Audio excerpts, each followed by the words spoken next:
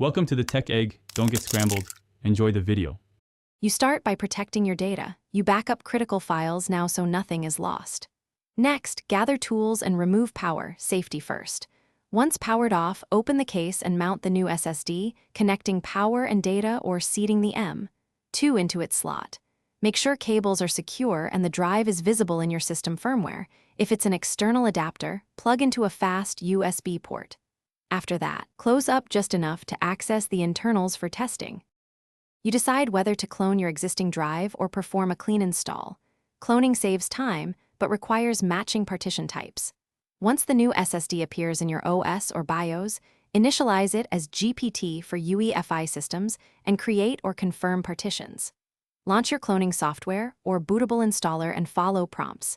Make sure to include the EFI and recovery partitions when cloning. Monitor the transfer for errors, and when finished, verify the copied partitions and free space to confirm a successful transfer before proceeding.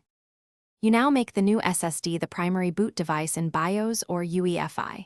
Change boot order and temporarily disable the old drive to force a test. Boot Windows or your OS, install chipset and NVMe or SATA drivers, then run disk health and trim utilities to ensure performance. Once stable, wipe or repurpose the old drive. If you cannot boot, don't panic. Re-enter firmware, confirm the partition was cloned correctly. Check SATA mode is ASI, and toggle. Thanks for watching. Consider subscribing if I helped unscramble your problems.